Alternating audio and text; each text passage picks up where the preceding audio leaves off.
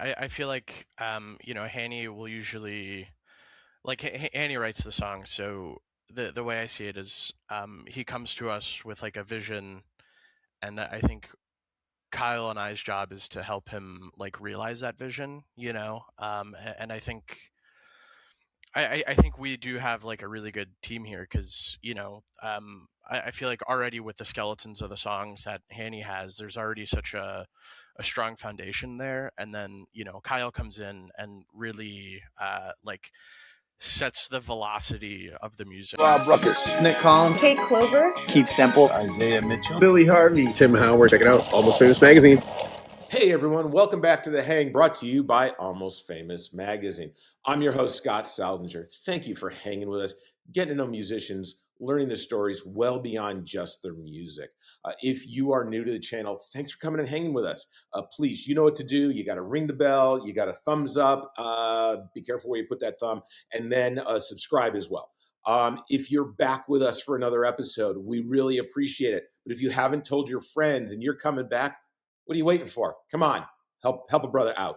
Also, if you prefer to take your podcast on the go, I get it. We live active lives. We are on Apple Podcasts, Spotify, iHeartRadio, and more. Super excited for today's hang. I'm joined by the Latchkey Kids, of which I should be in this band because I was once a Latchkey Kid. I want to know why I'm not in the group. Give me a tambourine or a cowbell, guys. The New Jersey-bred emo and punk trio. They're turning basement shows. I live in Texas. I haven't been in a basement in God knows how long. Catharsis into something far bigger than their new album, Years of Summer. I live in Texas. It's summer all year, but they live in New Jersey. I hate snow. Led by songwriter Hanny Ramadan, alongside guitarist Joey Grzybowski and drummer Cyle Morris. The band channels the spirit of the New Brunswick DIY scene into explosive, hook-driven songs. They explore heartbreak. I want to know, I'm going to find out if it's heartbreak on the turnpike, identity, and what it means to be an outsider in a genre that rarely tells stories like theirs. We're getting rid of that call. This is how we roll, everybody. It's raw, emotionally ferocious, recorded, shaped by grief, community, and resilience. And if you've never found yourself screaming along to a song in a beat-up car or a crowded basement, you're going to start listening to this band by the time we're done, and you're going to be doing that because they are going to hit you right where it counts, but not below the belt. We don't want to do harm. Hanny, Joey, Kyle, welcome, guys. Thanks for having us. Welcome to the Hang. Yeah, man, you never know what's going to happen. My father's calling me. He's the one person who can disturb me, I guess. I'm excited. I'm excited because my grandparents lived in Jersey. I was born in Manhattan, lived all over New York, lived in Long Island, Brooklyn, and Queens. So I think we got a lot to talk about today. It's gonna be exciting. Absolutely. Unless you guys aren't bridge and tunnel guys. What was that?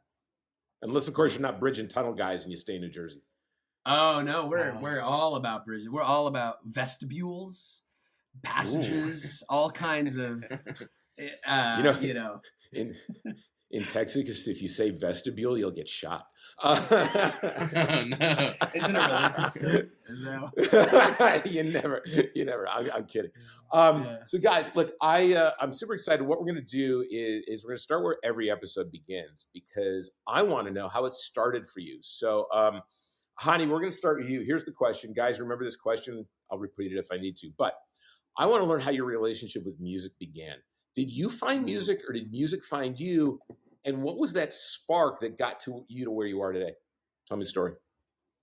Yeah, that's a great question. I guess music was like a family thing for me. My dad was born and raised in Lebanon in the Middle East, and he was into prog rock. He was probably one of 10 people in Lebanon that was into prog rock in the 80s and 90s. He's like at the store going, get me a Genesis and a Yes album.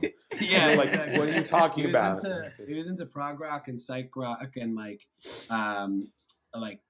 new wave stuff. His favorite band was Alan Parsons Project, and he also loved Pink Floyd. And so he would talk about music and was a keyboard player. And when I was really young, I just wanted to connect with him. And so I would kind of, you do that thing where you're like, it's my dad's interest and I want to hang out with my dad. So I asked him to teach me how to play guitar, and that's kind of how I got into it. Yeah. And he showed me Kiss. Yeah. He goes from yes to kiss. I love it. Yeah.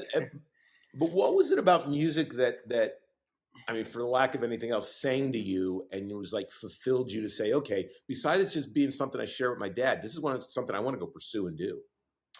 Yeah, that's a great question.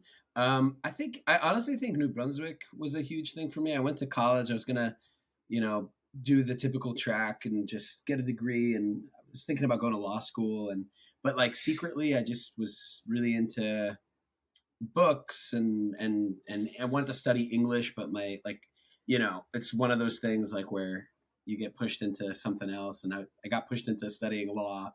And while I was in New Brunswick, I got taken to a bunch of shows, and I just fell in love with local music. I fell in love with people that were kind of telling stories that I could relate to, and it felt really tangible. And so, like, I mean, half of my favorite bands are probably New Jersey bands.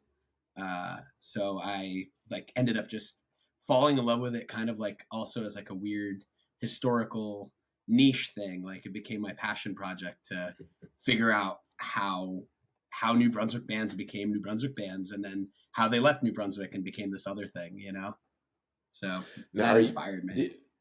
Did you get the JD? Did you finish law school? I did not. I traded the JD for rock and roll. There you go. Well, you know what? It's never too late to go to law school. If you have to go back. I want the best for you guys, but your father's probably the same way. If things go south, go back to school. Right. Kyle, how about you? What was that moment like that started down your musical path? Sure. I honestly, there was not really one moment I can remember. It just kind of like has always been. I got a drum set when I was like 3, and that was just ever since then. I just never stopped playing. I mean, there was obviously like moments and like reasons why I kept around it, kept going and like learning the instrument. But I think I fell in love with the instrument of drums and like just a drum set and that kind of same as like the passion and like the history of it and the everything surrounding the drum set, not just like playing it. I felt very inspired by it, and it just kind of like gave me like a reason to live for a weird way. And I also grew up an only child, so the music scene and music to me was like my escape into like having, if you ever have brothers or sisters around, there's always something going on. And like, as an only child with parents who worked a lot, music was my like brothers and sisters that like kept me busy,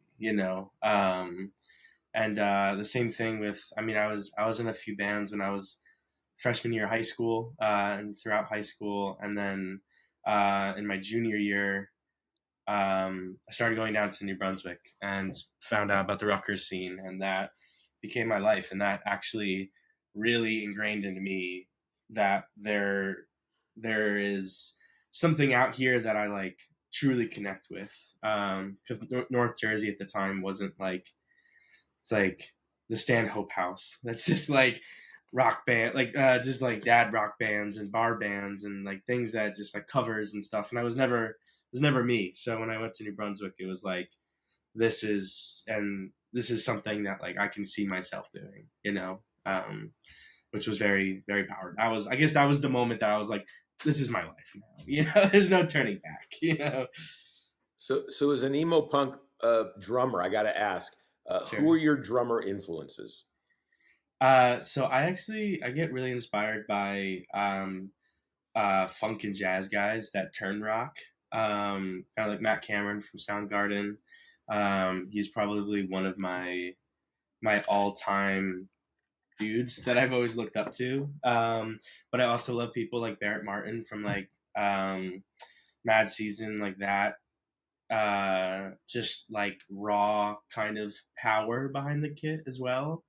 But yeah, I grew up 90s grunge, so all of my drummers are all of that that era, So Because I was just wondering if possibly, Hani's father had some influence on you as well, and you were like, you were looking at like Bill Bruford's kit or Phil Collins' kit in an emo punk band. That's a lot of drums for the stage for that kind of gig. Yeah. No, I'm a 3-piece. I'm like the jazz. Okay. That's why I love the jazz dudes, because they just have like the limited stuff, and like playing in basements. Like sometimes you don't even get more than one cymbal stand.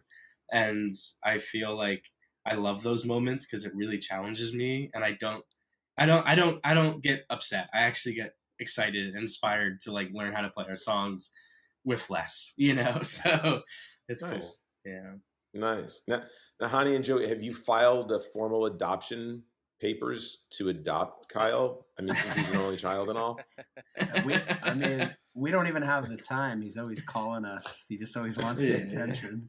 So he doesn't even have time to. He's like the house guest who never went away, never left. No, it is a brotherhood, though. Yeah, cool. No, it's important. It's important. So Joey, how about you? You get to swing clean up here. What's your story? Yeah, I actually I started music a little bit later in my life. I did play trumpet like in elementary school, but that was for like a year or two. I also have asthma, so it never really never would have worked out for me anyway. But I took like a long break for music after that, and yeah, I did when I entered high school, I just had a really hard time like focusing in school. I didn't really have many like hobbies at the time that were really that I was really enjoying, So I don't know, I spent a lot of time like skipping school and just like, staying home and stuff. And I kind of got to a point where I was almost like I was going to get like kicked out of school. And my like guidance counselor kind of pulled me to the side and was like, hey, what can we do to kind of, keep you going through this thing. And I was like, you know what? I don't know. Like, I kind of want to join like my school's orchestra or something, So I picked up cello and like guitar at the same time. And that was like my freshman year of high school. And like since then, unless I was sick, I never really like missed a day of school. And I just like instantly fell in love with it. My family wasn't really a big musical family, but my dad had a replica SG that he bought off a guy when he was in college. So I was like playing that. I like finally got my own guitar, got really into classical music too. And I eventually applied to music school, and I went for classical guitar. And I was liking a lot of the stuff I was doing, but I was kind of feeling that same feeling that I was in early high school, maybe, of just like not belonging. I was pretty much completely self-taught, and like all the people I was going to school with like have played music their whole lives. They were like pretty wealthy, and I was just like some kid from North Jersey, going to music school. And yeah, I eventually met like Hanny and Cyle, and they kind of brought me into this world of punk music. And I think from that moment, I really just knew that I wanted to do this thing, and I found a space where I felt like I truly belonged, and I felt comfortable to like express myself within music and just like, existing in general. Yeah.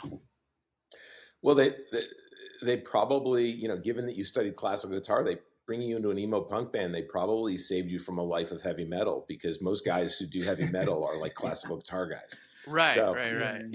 And maybe correct me if I'm wrong. I mean, I grew up playing trumpet as well, but I'm not aware of any really famous stories that end with, and then the women rush the stage for the trumpet player. Correct me if I'm wrong. Miles Davis, baby. Well, okay. Maybe Miles Davis. Yes, sure, maybe sure. Miles Davis, but that's I don't know if even the guys in Chicago get that much action. So, and he got a lot of action because I think he was Miles Davis. Sure. His aura. So, who do you? That's funny. So, Now, I'm finding this interesting. Years of Summer is called a modern Greek tragedy about growing up and falling in love in New Jersey. Now, whoever the attracted ones are in the album, do they all, do they all live in the same on the same turnpike exit? Are they scattered all over? How many women are we talking about here? I listen to some of the stuff you guys have online, and I'm like, okay, this doesn't sound like the whole thing was written as a Greek tragedy just to one woman. I could be wrong. Tell me about writing the album. Tell me about the album. Right. That's a very fair assessment, Scott. I would say, so I bring the songs to the band. I write a lot of the lyrical material, and the album sort of was written in two pieces. It was written first half in a lot of isolation, while I was actually in a relationship, a long-term relationship, and I sort of had this like companionship and this like relationship. It was long distance. I'm from South Jersey. She was from North Jersey. So it sort of was like a love across the turnpike sort of thing. So I was in a relationship for a while, writing probably like the first like half of that album. And then she ended up moving to New York City, and around the same time that our band started working with our producer, who made the album. And that was kind of a big step for us because he was producer we'd want to work with like ever since we started the band. So I was at this weird crossroads, and it kind of felt like the thing I was yearning for while I was in a relationship, which was like community and music, was like coming to fruition, but the companionship was like coming to an end. So the second half of the album was like me finding community, but at the sacrifice, if you will, the expense of like my relationship. And in a way, I just kind of was looking for like epic sort of storytelling to help convey what I was feeling. And so I was drawn to a lot of like Greek tragedy, and that kind of was the tragedy of it, that like I had companionship, but I didn't have community. And then I finally found community, but it came at, like I said, the expense of that companionship. Get ready for it. That's the story of life. Let me tell you, it continues. You either get one or the other. You don't get them both. But I want to go back to you. You said you're at a crossroads. In New Jersey, how does that happen for someone? Because you got to make a choice one way or another. But in Jersey, you can't take the left. So you've always got to take the right at the crossroads. That's right. Yeah, exactly. There's only one way. All roads lead back to Jersey, too. That's a thing that we realize. Even in music, like we've been lucky to like, do a couple cool things where we're out of state or whatever. And, when we're touring, and there's always somebody in the crowd. That's like my aunt lives in New Jersey, and I go to the Jersey Shore every summer, and so we always have somebody that's like leading us back home, Well, that's what I noticed. I mean, there aren't, it's interesting because you're in New Jersey, and it's not. I don't feel like any like American angst of living in a rusty town, and I didn't feel any sand in any of it. So I'm like, this is something different. Yeah, because most New Jersey bands are writing about either sand or how bad it is, working at a factory or something. So, Totally. But there was none of that. So when you brought the lyrics to the guys, what is your writing style like? Like, how are you, are you all contributing outside of just your instrument? What's kind of that stew that you're making there, and how do you guys put on the secret sauce, right? What are you each bringing to the sound of the music? Well, yeah. We're all very collaborative together. And I think over the years, we've just really grown to have a language together when it comes to all that. Cause, it can be very hard to be in those vulnerable states. And we've had moments together where we were just like, you get upset over something so small in a song, but it's not something so small. It's this huge thing. It's the expression of your life. It's the creation of your life. So So Hanny writes the songs lyrically, and usually comes with like an acoustic guitar. We call it campfire. Like, I think I heard it from like Mumford and Sons or whatever. They were like, all of our songs can be played as campfire songs, and I think I heard that before Latchkey Kids started, and then when we started, I was like, I want every song to feel like that for us too. You know, so any of these rock, huge ballad, whatever, like at the core of what they are is just sitting around a campfire, playing acoustic guitar, and like just daydreaming, you know, or night dreaming, I guess, if it's nighttime. But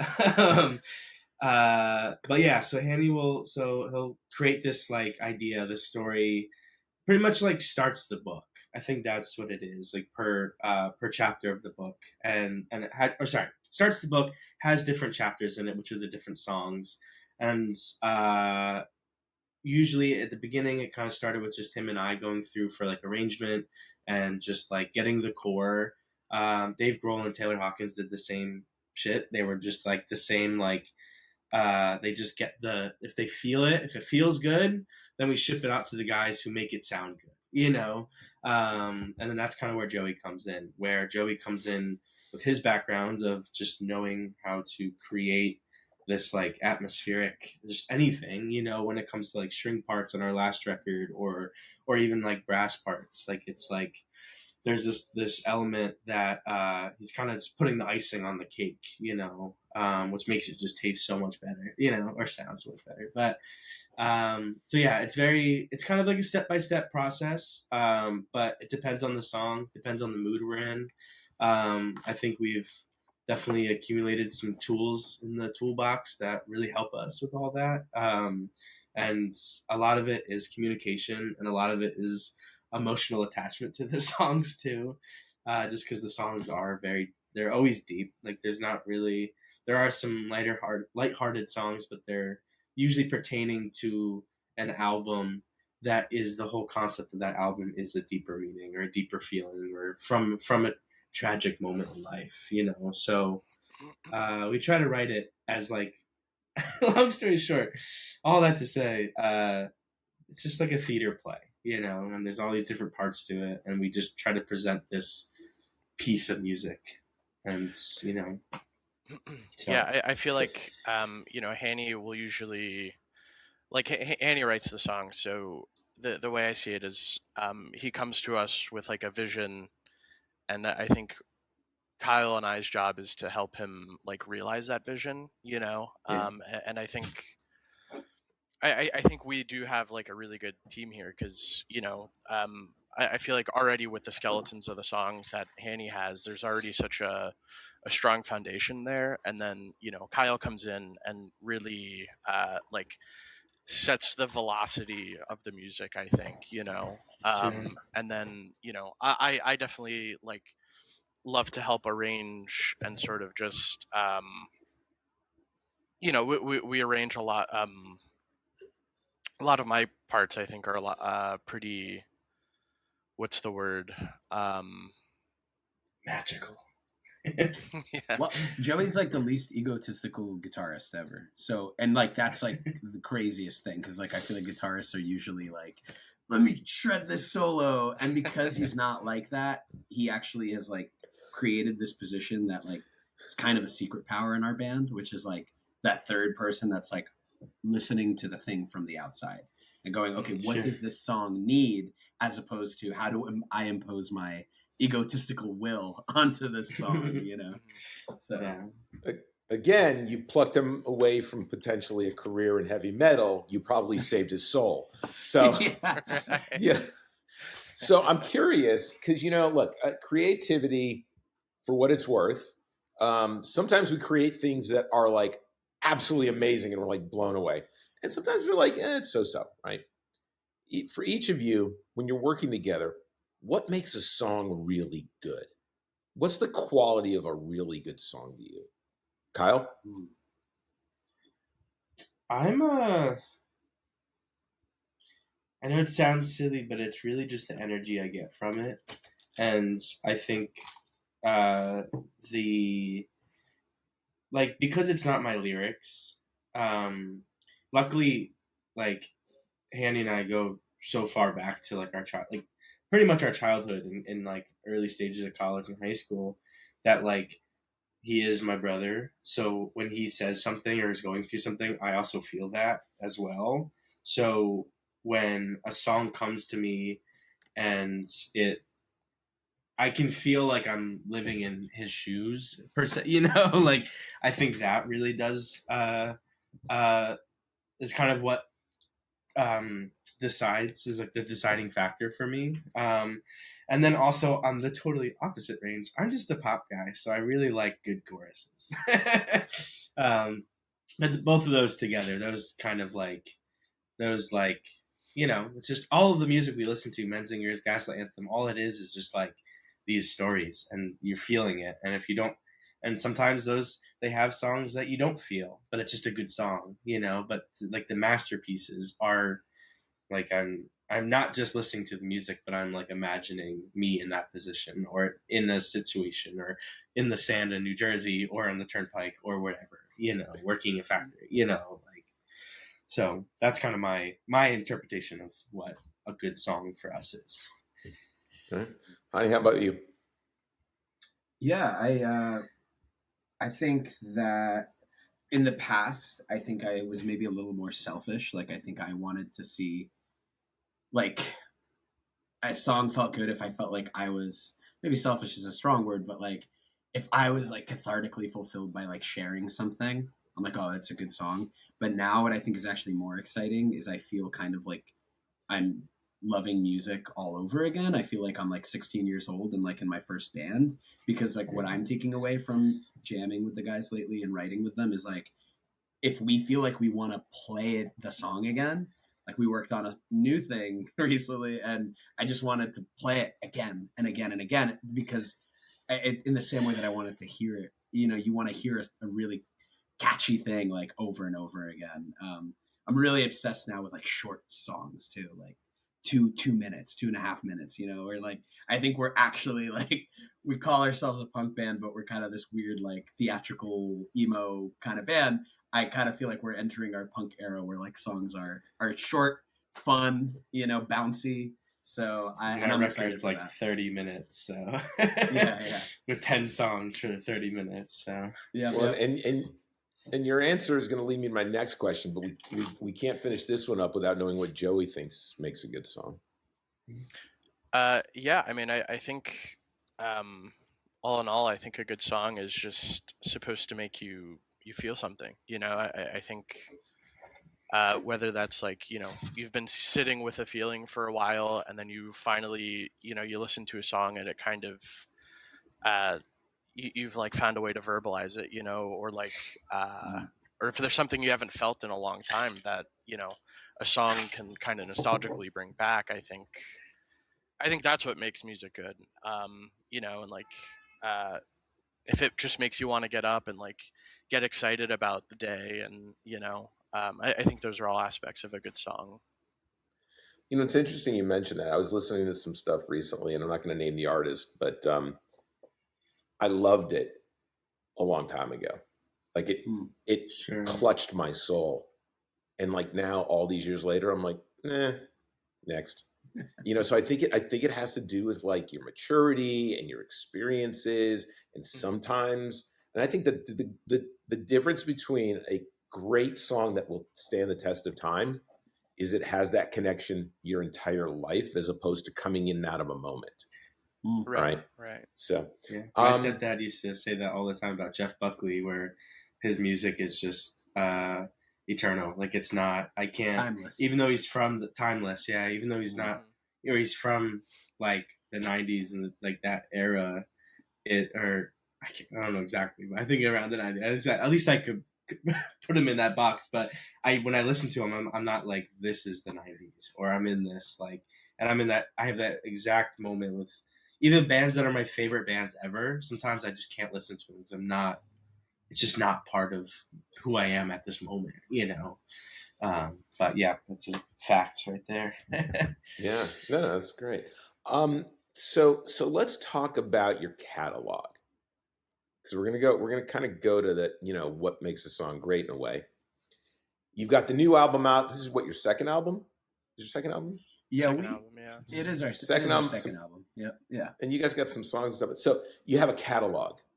And So now we here's do. my question. Yeah, here's my question. Mm. Someone who's watching us right now, just hanging with us, and they've never heard you before. I want each of you to pick a song out of your catalog based on this idea. Based on this idea. When you first hear a band, whether it's a single or not, that's like the appetizer. And you want to get them to the entree, to the dessert, right? You want them the whole full meal. So from each of you, pick a song that you feel really encapsulates that appetizer that's going to get someone to go in and buy the whole meal. Ooh, that's a great question. Yeah, it's tough. I got my answer, right? I think, Go for it. I mean, it's hard to pick. It's hard to pick, as they say, but I feel confident in that. Our song Athena is a great appetizer. I think it's a really, it's just the most bouncy track we've made, and I think it's really fun, and also has a lot of New Jersey in it. And then the whole. Do you want the whole meal too? Like the meal track? Oh, no. This, each of you gives me, each gets an appetizer. What we're trying to do here is, because the links will be below, is we wanted to go find those 3 songs. And then they start buying all this stuff. So, because they know how I feel about sampling. You want to buy this stuff. So Athena. Right? Athena. Right? Okay. Okay, Kyle, how about you? Oh, I was going to pass it to Joey, but I would say in my own view of the band too, of our whole catalog, a song called Morning Anthem to me was a really good transition period into what we are now, into our new album. And I would say that that song encapsulates everything from before and after, so you get the full perspective of the band. Mm-hmm. Save the best for last, Joey. Bring it. Which one is it? I think one of the songs that I've been really relating to a lot recently is a song called Saturn. I just feel like that it's probably the most mature statement piece that we have as a band, I think, and I think the whole idea of that song is just kind of being able to still get up and go throughout the day, even if there's a lot of stuff happening in the world, and the world is always trying to beat you down, but you have to kind of preserve the resilience, and I think through the lens of the Greek tragedy stuff, I feel like that feels very topical and relevant to me right now. Cool. Well, now everyone knows where to start, and they're going to get the links below. You guys seem pretty evolved for me, so I got a question for you guys, and I think you're going to be able to answer this one because you're really introspective. Life is kind of like sliding doors. People come in and out of your life all the time. Sometimes they stay for a while. Sometimes they're not here for a while. Yeah. And some of them always stick with you because they made an impact on you. So if there's one person who's made that lifelong impact on you and your music, who would it be? What did they do? What did they impart upon you that's made that impact? Joey, you're going to go first because you keep coming up last. So are you going to go first on this one? Put you on the spot. Honestly, I think I have to say these 2 guys, I don't think if it weren't for them, and how much we just believe in each other and uplift each other, I don't think we would be here doing the thing we're doing, yeah. Well, shit. Now we have to say you. Well, I know. Honey, I got a question for you. Did you send out an email today going, it's employee review time? Yeah, that's my job, all right? Listen. I collect the data. I like this guy. Joey's like, I need a raise, damn it. Those guys are... The $10 per diem's not doing it. Kyle, who's the person who's had the most impact on you? I mean, listen, I don't mean to keep adding to the mix, but I think the dude that changed my perspective on everything is Hanny when I was young, and even though we butted heads because I just wanted to be his friend and he was looking to help me grow as a person, I think there's like, you know, I think there's still there's just that love that for music and for just doing this thing that it just really made it real, you know. I've had dudes in the past that were my soulmates in music, you know, but I would say Hanny was the first person that like that there was just an instant connection that just really made it real, and it was more than just like this fantasy or watching YouTube videos or MTV or whatever, you know. And then of course Joey when he came in the picture. And then I think we wouldn't be here without Joey too. You know, I think it's just all three of us together. We're just this is like turning into band therapy or something. What's going on? I know. Meanwhile, Hanny's like he's like, yeah, Joe from second grade. Screw these guys. yeah. That's so funny you say that. John, I met him in third grade, and man, did he make an impact on me. Yeah. That's all right, dude. Pick whoever, man. No pressure. No pressure. Jeez. Why do I get a feeling I'm going to get a call from your publicist going, what the hell did you do to these people? They broke up because they were getting along so well. What'd you do to screw with their heads? No, Then they'll send somebody after me from New Jersey, and I'll end up, in a cement pit somewhere. Who's your person, Hanny? Yeah. No, I appreciate the guy saying that. Of course, like I do right now, like my current life, like is like we're so connected, the three of us, obviously, and we like talk all the time. Like I talk to these guys every day, and we talk about everything. Like we know each other inside out.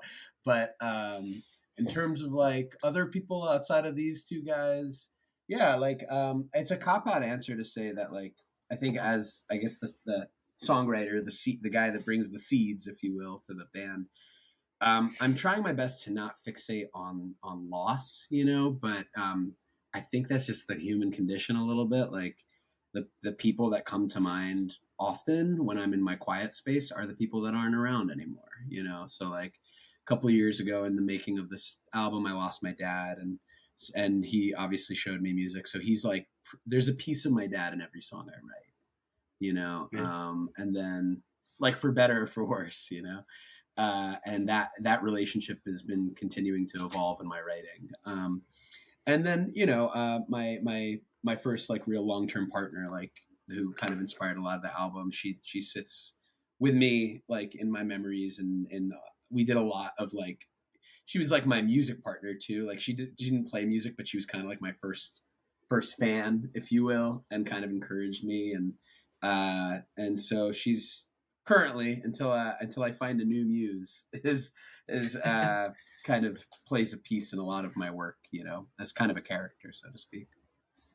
Well, I will tell you that you can give your father no greater honor than to have a piece of him in all your music, and that will keep him alive forever. So I think that's pretty cool. I think that's appreciate great. That, Scott. Yeah, appreciate that. So I think that's fabulous.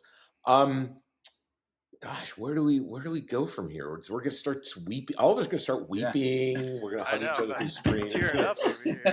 I mean, it's gonna get. Thanks. We're gonna go deep. We're gonna deep. Look, and it wouldn't be the first time we've had people on who, I mean, we all break down in tears, and then we're running for Kleenex. So, one of the things that I love about this podcast is we reach all over the world.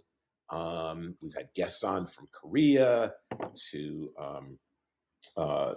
Sweden and the UK and Slovenia. I mean, you name it. We've been around, and it gives us an opportunity to put good things out in the world. Because if you don't say it, is it ever going to happen? If you don't write it down, is it real? Sit in your head. So some pretty cool things have happened, and I think that you guys deserve something to happen. So we'll see. If you had a chance to get in a studio, each of you, for one day with another artist, write, let them produce you, whatever, be creative together. Who would that artist be, and why? Hanny, you go first. I'm gonna have to say Chris Walla lately is somebody that I've been thinking about. He was the guitarist of Death Cab for Cutie, and he's a producer, and he's done like a lot of my favorite records lately. And I think it's really hard to make punchy music that is also kind of ambient and sort of textured. And I think that like he's probably one of the only producers that I know that like has dialed in that sound perfectly. So that's kind of a boring answer, but he's definitely like somebody I'd want to work with. Well, it's interesting because I mean, look, for what it's worth, almost anybody can go to Best Buy and buy a laptop and make music these days. Yeah. And that texture piece is typically what's missing. So recognizing that, I think, is super important. He's brilliant. Yeah, that's one of the things I look for when I'm listening to new music. Does it have texture, or is it just kind of vanilla? Yeah. Like, could I have gotten it out of any laptop? So, for sure. Kyle, how about you? Thanks. That's a good question. I would say I've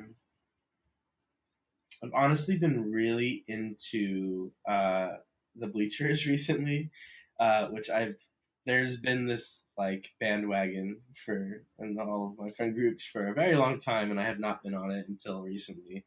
I really don't know much about them other than just their music, but whoever their producer person or like just I just want to like Antonoff. Jack Antonoff, yeah. I know that name, yeah. I just like that.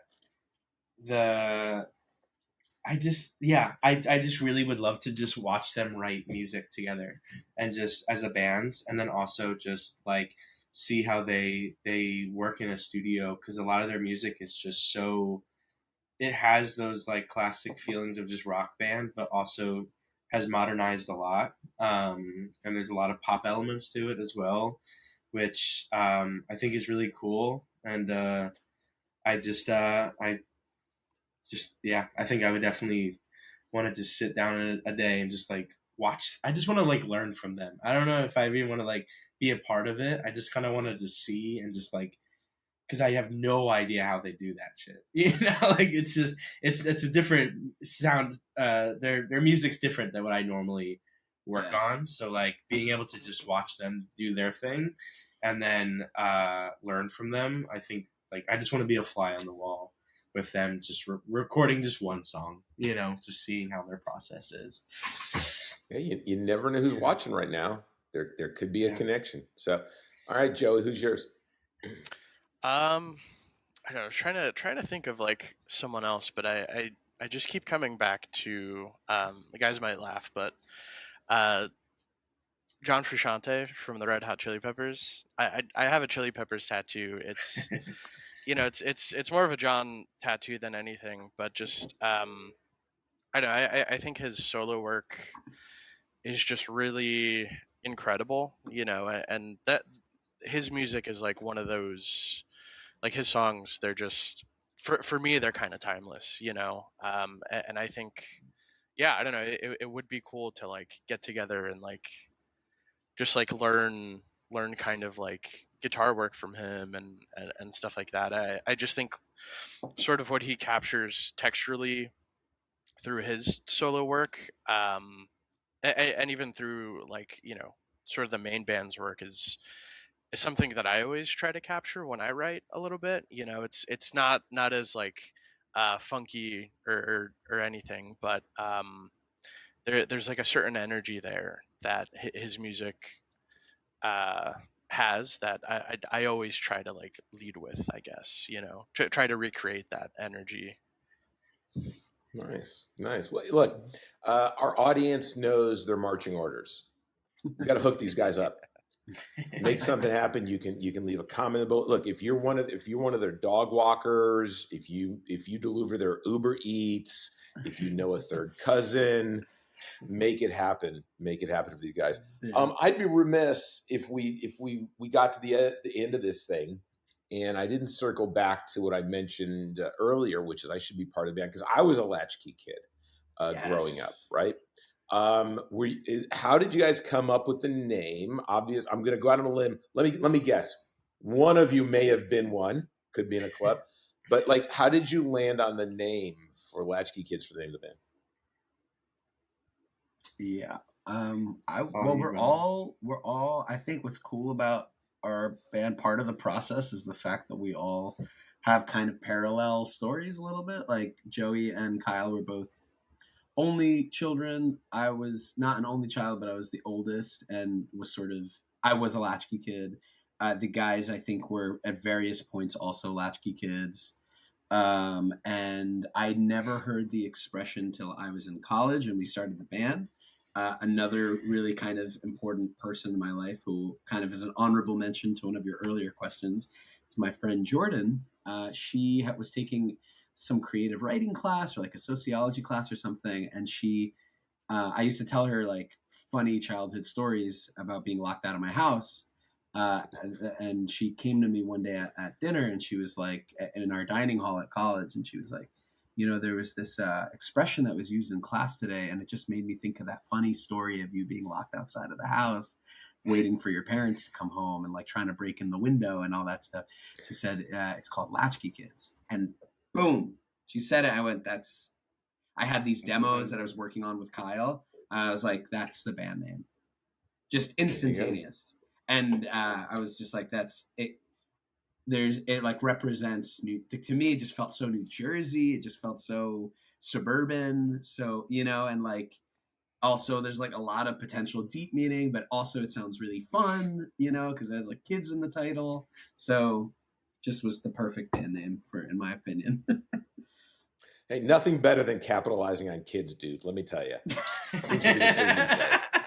Yeah, right. Well, there's so many cool punk bands. There's so many cool. I was also like, oh, it kind of plays into the what's it called? Like the history of, or the tradition, if you will, of like the Get Up Kids or Cold War Kids, or what I mean. There's just like so many indie and punk bands that have the word kids in their title. So they're not abusing kids either, so let's not worry about it. Taking advantage of the kids, okay? The Be branding. careful there. The branding, right? It's all the branding. It's all the branding. It's all about owning your brand. So look, links are going to be below. Go out and buy their music. I've said it once. I've said it, I don't know, hundreds of times. The only way that artists today can really, truly continue to bring you the great work that they do is through your support. And let's be honest. There are three guys here. I'm going to assume they each got a car. There's no way in hell that even one of them could afford a New Jersey tollway toll tag on Spotify residuals. I'm just going to tell you right now. They'd have to carpool and maybe they could scrape a couple dollars together if they're lucky. So you've gotta buy their product, right? You've got to buy the records. You got to buy if you guys are doing CDs and tapes because those are coming back, baby. Buy the merch. If they're doing a keychain, go to a show and buy a ticket. Don't sneak in the back door. Treat your artists well. Hell, tip them. Come on, they deserve it. Plus, Joey's begging for a raise in this employee review, and he's like, "How am I gonna give him a couple extra bucks?" So, go out and support your bands. That being said, we believe that supporting all artists is important, and we all love listening to stuff when we're not making our own music, right? I mean, there's something else typically that we're jamming out to that may not even be in our genre that we're performing in, or it's like so nascent, but it's like, I can't get enough of it. So if we're just sitting here having a drink, hanging out, I'm like, guys, tell me about somebody I should be listening to that you're really digging. Tell me who it is and why I should go check them out. Joey, you go first. Oh man, wait, I might need a second. I gotta think about this. There's so many. Wait, does anyone else want to go first? I'll go first. Yeah. Sure. There's a band called Local Honeymoon in Philly. I have a deep connection to them because they remind me of one of my favorite bands from Asbury Park called Deal Casino, which is no longer a band. So Local Honeymoon is now my new version of Deal Casino. But we're best buds with them. They're just good, great people. They work hard, which is like something that we take account for just because it's just what we do. We're a hardworking band, and I think we love seeing other people also want this to be their thing. Their music is so uplifting. They make like Christmas songs too, which is awesome. It's like something that we're like, we don't ever think about, but then I listen to their Christmas songs. I'm like, that is the coolest thing in the world. Like it's just, but yeah, they're just great dudes, and they're in Philly. They play Philly all the time. And yeah, check them out. Cool. Now, meanwhile, Hanny's over there going, wait a minute. Joey hesitated. Points off on the employee review. He's fine.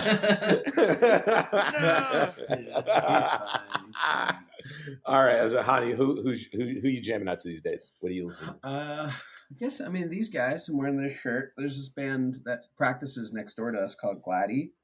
And they are a really cool band because they have like this power pop kind of sound. But the lyricist, I believe their name is Gus or Augusta. Augusta. Go by Gus.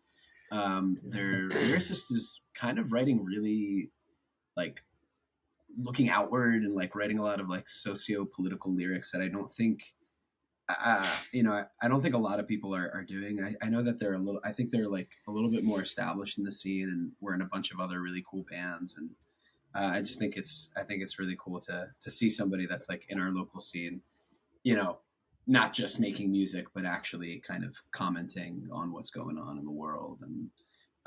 And it also helps that their music is really, really freaking good. Gladdy, they just put out a record too. Cool. All right, Jody. Now this is your big chance. You got a couple points off on your review, but you could get a couple bonus points that this is a really good band. Who did you land on? Who'd you land on? I've been hanging out with my friend Ruth a little bit more.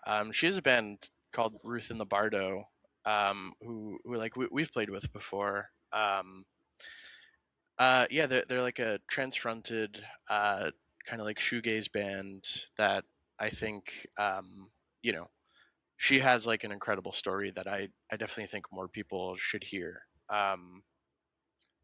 That's what I would say. You know what you got to do? Hook them up with me. I'd love to have them on. We did 6 weeks of episodes with femme-fronted artists for Doll Fest, and I had a Damage. I don't know if you heard of Damage on, rapper. And the stories are amazing. Just it's hard enough being an artist. Yeah, totally. Then you take all the life stuff and you put it on top, and then you put the judgment on top of that, and it's really like to overcome that shit and make stuff that you love and other people love is monumental. So yeah. Would love to have him on the podcast, guys. This has been great. I want everybody to go out and buy your music. I like it. They should like it too. Buy the music, please. Seriously, times aren't easy. It's not easy being an artist. I don't care if you're in a band. I don't care if you're putting paint on a canvas. We got to support people, right? Can I throw one guys, thing this has been a lot of fun. I appreciate having you and everybody. The most important thing you can do every day, show yourself a little love and compassion, and then do that for those around you, and you'll feel better about everything going on in your life, and life gets a little brighter every day. So go out and do that. Bye, Latchkey Kids. Hanny, Joey, Kyle. It's been cool hanging with you. Thanks for joining me, guys. Thanks so much. Thanks for having us, Scott. So cool. Yes. Absolutely. We'll do this again sometime. Album number 3, for sure. Yes. Album number How's 3. that? Thanks. All right, Thanks for guys. You having take it us. easy. Everybody come back next week. We'll see you soon. Bye for now.